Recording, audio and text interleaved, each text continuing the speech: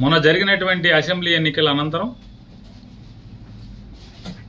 లెక్కింపు రోజు నుంచి మొదలుపెట్టి అధికార మదంతో Telugu Desam party, Janasena party rowdy మోకలు ఈ రాష్ట్ర వ్యాప్తంగా రెచ్చిపోయి ధ్వంసాలు చేస్తుంటే, మారణ హోమం చేస్తుంటే ఏ నియోజకవర్గానికి ఆ నియోజకవర్గం ఎమ్మెల్యేలు గెలిచిన వారు ప్రోత్సహిస్తూ పైనుంచి చంద్రబాబు నాయుడు డీజీపీకి, ఎస్పీలకి కేసులు కట్టబాకండి, మా కార్యకర్తలు చేసేటువంటి ధ్వంసాన్ని మీరు విట్నెస్గా చూస్తూ ఉండండి తప్పితే మా వాళ్ళని ఎక్కడ ఆపటానికి వీల్లేదు, మీరు పోలీసు ఉద్యోగం చేయటానికి వీల్లేదు అని చెప్పని వాళ్ళ పోలీసులు చేతులు కట్టి ఈ ధ్వంసరచన చేస్తున్నాడు. ఈ రాష్ట్రానికి గతంలో బీహార్ ఎట్లా ఉండేదో, లేదా ఒక ఉత్తరప్రదేశ్ ఎట్లా ఉండేదో, ఇవాళ ఆంధ్రప్రదేశ్ రాష్ట్రాన్ని కూడా ఒక హింసా రాష్ట్రంగా, హింసా రాజ్యంగా ఆయన తయారు చేస్తున్నటువంటి తండ్రి కొడుకు ఇద్దరు కలిసి చేస్తున్నటువంటి పరిస్థితులు ఇవాళ ఎంత అంటే పోలీసులు అంటే కాపాడవలసినటువంటి అరాచక శక్తుల్ని, రౌడీ మోకల్ని, రౌడీల్ని అరికట్టాల్సినటువంటి పోలీసులు కనీసం దారుణంగా గ్రామాల్లో, పట్టణాల్లో మర్డర్ కేసు ముద్దాయిలు, రౌడీ షీటర్స్ అందరూ కూడా స్థానిక సిఐల్ని, డిఎస్పీల్ని ఎరా ఉద్యోగం చేయాలని లేదా, ఉంటావరా నువ్వు ఎక్కడా అని మాట్లాడుతున్నా కూడా కనీసం అన్ని వీడియోలు ఉన్నాయి. ఇవన్నీ హైకోర్టుకి ఇవ్వబోతున్నాం, అన్ని వీడియోలు ఉన్నాయి. స్థానికంగా ఉన్నటువంటి సర్కిల్ ఇన్స్పెక్టర్ని, సబ్ ఇన్స్పెక్టర్ని, డిఎస్పీని, అంటే జిల్లాలో వివిధ ప్రాంతాల్లో జరిగిన ఇన్సిడెంట్లు, ఏరా ఉద్యోగం చేయరా, విఆర్కి వెళ్తావారా, విఆర్కి పంపిస్తారా నిన్ను అని మాట్లాడితే కనీసం పోలీసులు ఆ రౌడీల్ని ఆపే ప్రయత్నం చేయటం కానీ, అమాయకులైనటువంటి అంటే ఒక ఉదాహరణకి బందర్లో తీసుకుందాం.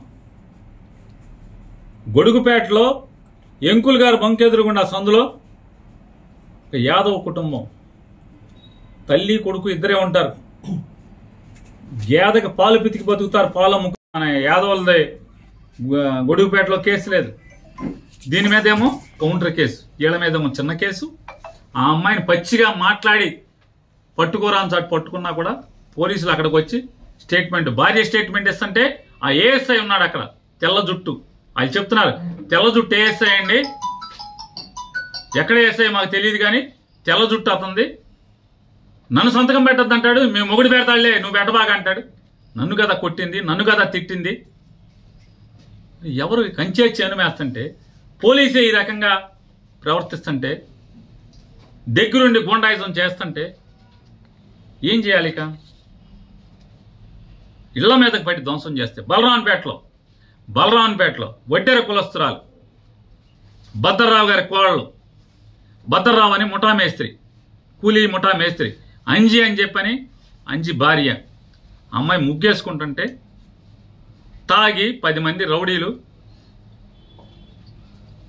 ఆ అమ్మాయి కాళ్ళ మధ్యకి బాంబులేసి, అమ్మాయి ముగ్గేసుకుంటుంటే ఇంటి ముందు కాళ్ళ మధ్యకి బాంబులేసి ఏమే నీ మొగుడున్నాడా అని చెప్పని దౌర్జన్యానికి వెళ్తే ఆ అమ్మాయి తిరిగి ఏమయ్యా బాంబులు నా మీద వేస్తావా, నువ్వు గెలిస్తే మీ ఊరేగు, మా మీద దౌర్జన్యం చేస్తారా, నా మొగుడితో ఏం పని నీకు అని చెప్పని అడిగితే ఇంట్లోకి వెళ్ళి ధ్వంసం చేశారు. కేసు లేదు, తిరగబడ్డారు అప్పుడు వాళ్ళు. ఆ ఇంట్లో వెంటనే మొగుడు పరిగెత్తుకొచ్చి, మొగుడు భార్య పిల్లలు కలిసి తిరగబడితే వాళ్ళ మీద 307 చూడండి పోలీసు, వీళ్ళ మీద కేసు లేదు. వీళ్ళ మీద దాడి చేసిన దానికి, ఇంటి మీదకి వచ్చి దాడి చేసిన దానికి కేసు లేదు, వాళ్ళ మీద 307. దాంట్లో మళ్ళీ ఎంత పోలీసు ఎంత దిగజారిపోయే వ్యవస్థ అంటే, ఇదన్నీ సాక్ష్యం, కళ్ళతో సాక్ష్యం చూస్తూ కూడా. నేను గొడవ జరుగుతుందని బందర్ డిఎస్పీ గారికి ఫోన్ చేశాను, బలరాన్పేటలో గొడవ జరుగుతుందని చెప్పాను, పోలీసుని పంపని. నాకు ఫోన్ రాగానే నేను ఫోన్ చేసి పంపించాను, చెప్పండి, అర్జెంటుగా పంపండి. పోలీసు ప్రత్యక్షంగా ఉండగా ఆ ఇంటి మీద గొడవ చేసి కొడితే, పోలీసు ఉన్నా కూడా ఏం పట్టించుకోకపోతే, వాళ్ళు తిరగబడితే, ఆత్మరక్షణ కోసం తిరగబడితే 307 వీళ్ళు కేసు లేదు. ఈ రకంగా ఎవరెవరైతే ఇవాళ పొద్దునుంచి ఇవాళ ఎమ్మెల్యేలు అందరం కూడా, మాజీ ఎమ్మెల్యేలు అందరం కూడా కూర్చుని అసలు ఏంటి పోలీసు వ్యవస్థ దగ్గరుండి ఇలా దాడులు చేయిస్తుంది, ధ్వంసం చేయిస్తుంది, కత్తిపోట్లకి అంటే అత్యాయత్నాలు చేస్తుంటే పోలీసులు సాక్ష్యాలు ఉంటున్నారు, దగ్గరుండి ఏం మాట్లాడట్లేదు, నిమ్మకు నీరెత్తినట్టు ఉంటున్నారు, వాళ్ళే ప్రోత్సహిస్తున్నట్టుగా ప్రవర్తిస్తున్నారని చెప్పని ఏంటి అసలు ఏం జరుగుతుందని మేము ఎమ్మెల్యేలు అందరం కూర్చుని మాట్లాడుకుంటాకి, జిల్లాలో ఉన్నటువంటి మాజీ ఎమ్మెల్యేలు అందరం కూడా కూర్చుందామంటే మీరు వెళ్ళకూడదు మీటింగ్కి. జోగి రమేష్ని నిర్బంధించారు, పామర్ అనిల్ని నిర్బంధించారు, వంశీని నిర్బంధించారు. వీళ్ళని కూడా నిర్బంధిస్తే దాటుకుని మీ ఇష్టం వచ్చింది చేసుకోండి అని చెప్పి నడుచుకుంటా ఊరి చివరికి వస్తే చివరికి అప్పుడు వేరే కార్లు వేసుకుని రావాల్సిన పరిస్థితి. అంటే మీరు ధ్వంసం చేసే వాళ్ళని, దాడులు చేసే వాళ్ళని, కిరాయి మోకల్ని, అల్లరి మోకల్ని, రౌడీ మోకల్ని కంట్రోల్ చేయరు.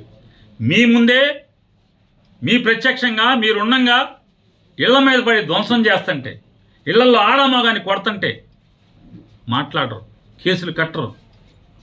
ఏం జరుగుతుందా మరి మనం ఏం చేద్దామని చెప్పని ఎస్పీని కలుద్దామా, ఏం చేద్దాం, గట్టిగా పోలీసుని మాట్లాడదామా, పోలీసుని అడుగుదాం, ఇక మీరు కాదు మేమేం చేయలేమండి, చంద్రబాబు మమ్మల్ని ఏమి చేయొద్దు అంటున్నాడు, మా చేతులు కట్టేశాడు, మేమేం చేయమంటే కనుక మా వాళ్ళన్నా మేమన్నా ఇక తిరగబడంటారు, ఏం చేస్తాం, కాపాడుకోండి మీ ప్రాణాలని చెప్పాల్సిన పరిస్థితి కదా మేము మాట్లాడుకుని.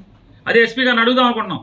మేమందరం 7 కూడా మాజీ ఎమ్మెల్యేలు, ఇక్కడ పోటీ చేసిన 7 అభ్యర్థులు కానీ వైఎస్ఆర్ కాంగ్రెస్ పార్టీ కానీ ఎస్పీ గారిని కలుద్దాం అనుకుంటున్నాం. కలిసి పోలీసు ఇదే రకంగా మీరు కొనసాగిస్తే ఖచ్చితంగా మేము ప్రాణ రక్షణ కోసం, ఆస్తుల రక్షణ కోసం తిరుగుబాటు చేయాల్సిన పరిస్థితి.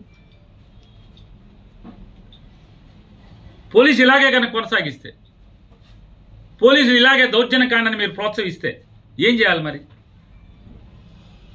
చూస్తూ ఊరుకోలేం కదా. ఇళ్ల మీద పడితే ఏం చేస్తారు? మాన ప్రాణాల కన్నా విలువైంది ఏముంటుంది? ఆస్తులు పోతే పోనీ 2 ఏళ్ళో 7 చాకరీ చేసి సంపాదించుకుంటారు. టీవీ భద్ర అయితే అప్పో సప్పో చేసో, లేకపోతే అడుక్కున్నాం, లేకపోతే కూలి పని చేసో సంపాదించుకుంటారు. కానీ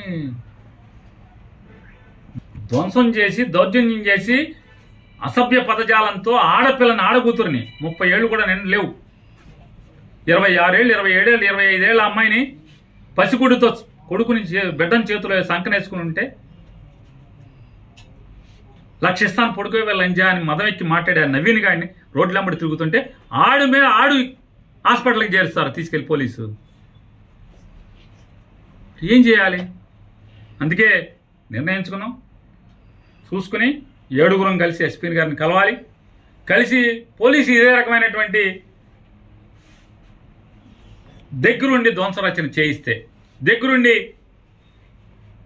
ఇళ్ల మీద దాడులు, ఇళ్లు ధ్వంసం చేసి మనుషుల్ని, ఆడవాళ్ళని, ఇంట్లో ఆడవాళ్ళని కిచక పర్వం చేస్తే, హత్యాయత్నాలు చేస్తే చేయగలిగేదేమో.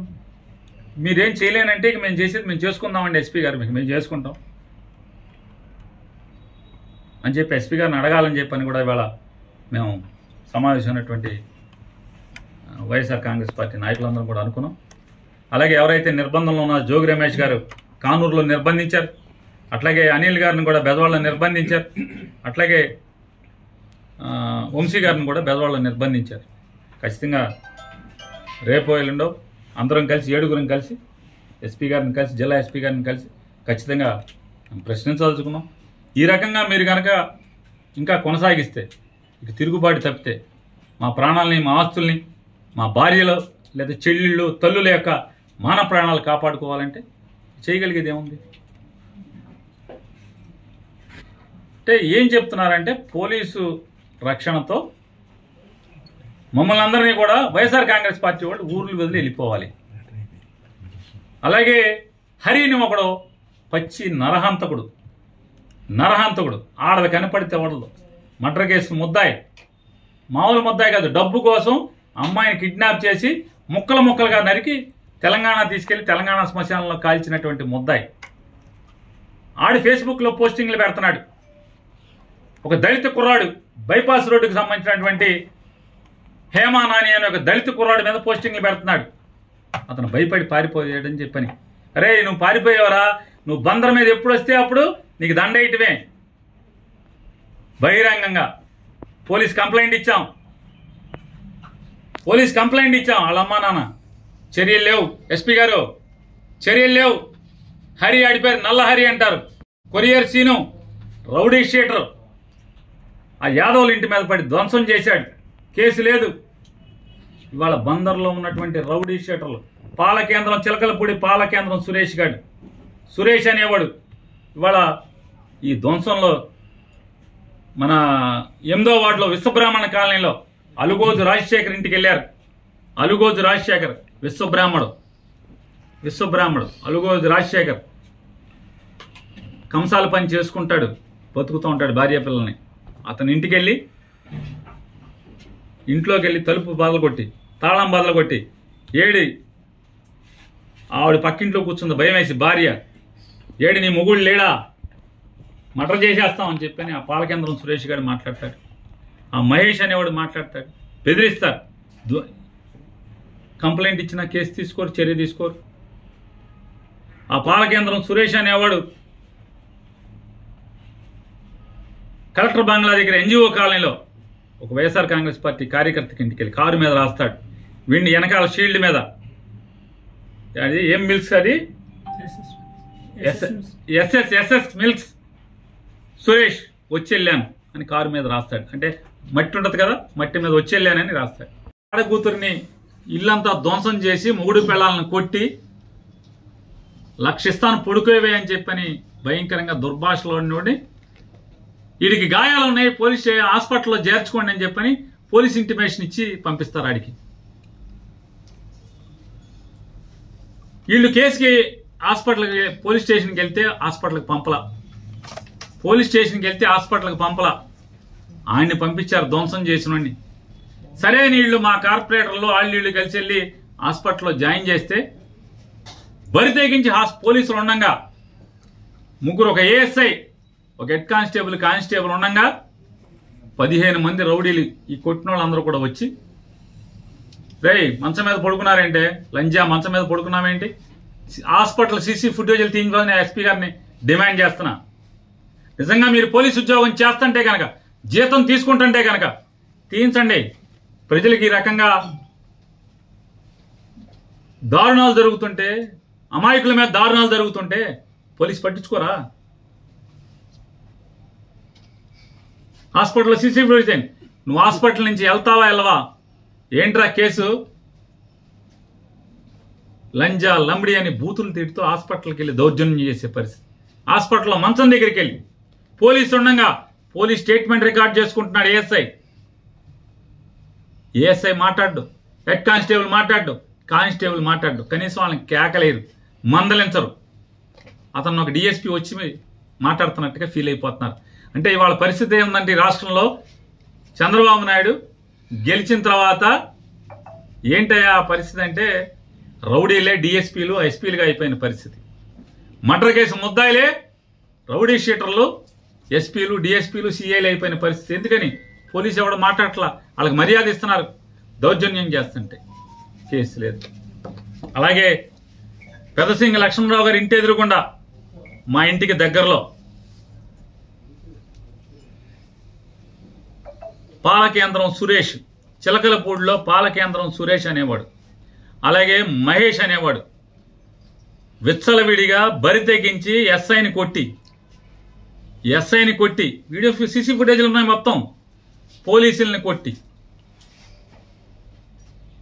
పోలీసులు బ్యారికేడింగ్ పెట్టి కుర్చీల్లో కూర్చుంటే ఆ కుర్చీలు పెట్టి వాళ్ళని కొట్టి, కార్లు ధ్వంసం చేస్తే ఇంతవరకు కేసు ఇచ్చినా కూడా కేసు కట్టలేదు, ఎఫ్ఐఆర్ కట్టలేదు ఇంతవరకు. దాన్ని కూడా మేము హైకోర్టులో మూవ్ చేస్తున్నాం. ఈ పోలీస్ ఇన్యాక్షన్, ఈ దౌర్జన్యాలు, చంద్రబాబు నాయుడు చేయిస్తున్నటువంటి దౌర్జన్యాల మీద దానికి కేసు లేదు. ఎస్పీ గారు ఇవన్నీ మీరు నోట్ చేసుకోండి. ఎంత బరి తెగింపు! మీరు మేము వచ్చి మిమ్మల్ని కలుస్తాం, కలిసాక కూడా మీరు మేమేం చేయలేమండి, చంద్రబాబు మమ్మల్ని ఏం చేయొద్దన్నాడు మీరు చెప్పేశారనుకోండి, ఇంకా సంఘాలు జరుగుతున్నాయి, మా మీద దాడులు జరుగుతున్నాయి, చేయగలిగేదేముంది? అందరిళ్ళలో కారాలు ఉంటాయి, అందరిళ్ళలో కత్తిపేటలు ఉంటాయి. ఏం చేయగలరు? తిరుగుబాటే కదా. ఇళ్ల మీదకి వచ్చి పోనీ మేమేమన్నా ఎవరి దగ్గర తాగి గొడవకి వెళ్తే పోనీ కొట్టారంటే అర్థం ఉంది.